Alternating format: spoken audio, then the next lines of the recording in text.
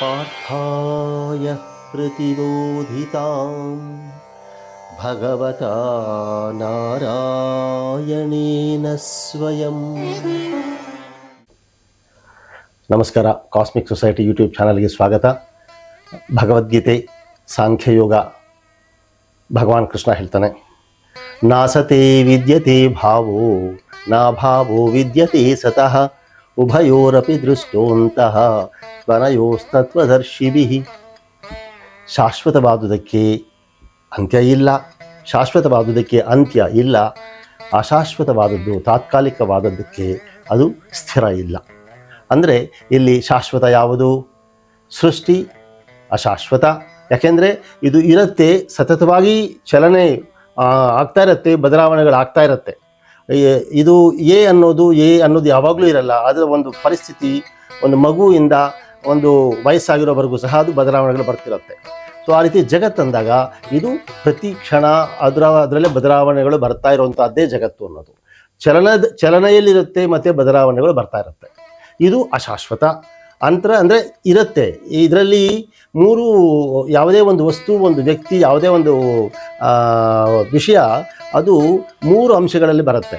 ಮೊದಲನೇದು ಟೈಮ್, ಎರಡನೇದು ಪ್ಲೇಸ್, ಮೂರನೇದು ಪರ್ಸನ್. ಅಂದರೆ ಟೈಮ್ ಅಂದರೆ ಕಾಲ, ಪ್ಲೇಸ್ ಅಂದರೆ ಸ್ಥಳ, ಪರ್ಸನ್ ಅಂದರೆ ವ್ಯಕ್ತಿ.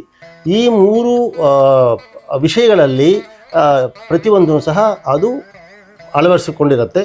ಹಾಗಾಗಿ ಟೈಮ್ ಚೇಂಜ್ ಆಗುತ್ತೆ, ವ್ಯಕ್ತಿ ಚೇಂಜ್ ಆಗ್ತಾನೆ, ಸ್ಥಳನೂ ಚೇಂಜ್ ಆಗುತ್ತೆ. ಈ ದೃಷ್ಟಿಯಿಂದ ಇದು ಅಶಾಶ್ವತ ಅಂತ ಹೇಳೋದು. ಅಂದರೆ ಇದಕ್ಕೆ ಬೆಲೆ ಇಲ್ಲ ಅಂತಲ್ಲ, ಇದು ಬಳಕೆ ಮಾಡುವುದು ವಿಧಾನಕ್ಕೆ ಇದು ಬಹಳ ವ್ಯವಸ್ಥಿತವಾಗಿ ಅವಶ್ಯಕತೆ ಇದೆ.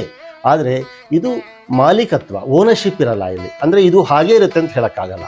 ಇದು ಅಶಾಶ್ವತವಾದದ್ದು ಅಂದಾಗ ಅದರ ಬೆಲೆ ಇದೆ, ಅದರ ಉಪಯೋಗ ಇದೆ, ಆದರೆ ಅದು ಪರ್ಮನೆಂಟ್ ಆಗಿರಲ್ಲ ಅನ್ನೋದು. ಎರಡನೇದು ಶಾಶ್ವತ. ಶಾಶ್ವತವಾದದ್ದು ಯಾವುದು? ಬ್ರಹ್ಮ ಸತ್ಯಂ, ಬ್ರಹ್ಮ ಸೃಷ್ಟಿಕರ್ತ, ಅವನು ಶಾಶ್ವತ ಅಂತ. ಬ್ರಹ್ಮ ಅಂದರೆ ಬ್ರಹ್ಮೈವ ವಿಚರಣಂ ಬ್ರಹ್ಮಚರ್ಯಂ. ಬ್ರಹ್ಮ ಭಾವನೆಯಿಂದ ಯಾವುದೇ ಒಂದು ಕೆಲಸ ಮಾಡಿದಾಗ ಅದು ಬ್ರಹ್ಮ ಭಾವನೆಯಲ್ಲಿ ಬಂದಾಗ, ಭಕ್ತಿಯಿಂದ ನಾವು ಬ್ರಹ್ಮ ಭಾವನೆಯಿಂದ ಪ್ರತಿಯೊಂದು ಕೆಲಸ ಮಾಡಿದಾಗ ಅವಾಗೇನಾಗುತ್ತೆ, ಅದು ಈ ಒಂದು ಅಶಾಶ್ವತವಾದದ್ದ ಅಥವಾ ತಾತ್ಕಾಲಿಕವಾದಂಥ ಒಂದು ಈ ಪ್ರಾಪಂಚಿಕ ವಿಷಯಗಳು, ವಸ್ತುಗಳು, ಇದೆಲ್ಲನೂ ಸಹ ಅದಕ್ಕೆ ಜಾಸ್ತಿ ಬೆಲೆ ಬರುತ್ತೆ. ಬಳಕೆ ಮಾಡುವಂಥದ್ದು ಜೊತೆಗೆ ಬೆಲೆ ಬರುವಂಥದ್ದಕ್ಕೂ ಸಹ ಜಾಸ್ತಿ ಆಗುತ್ತೆ. ಯಾವಾಗ? ಬ್ರಹ್ಮ ಸದ್ಭಾವನೆಯಿಂದ ಈ ಕೆಲಸಗಳು ಮಾಡಿದಾಗ. ಅಂದಾಗ ಬ್ರಹ್ಮ ಸತ್ಯಂ ಜಗದಪಿ ಸತ್ಯಮಾಪೇಕ್ಷಿಕಂ, ಈ ಒಂದು ಭಾವನೆಯಿಂದ ಪ್ರತಿಯೊಂದು ಕೆಲಸನೂ ಮಾಡಬೇಕು ಅನ್ನೋ ದೃಷ್ಟಿಯಿಂದ ಇದ್ದಾಗ,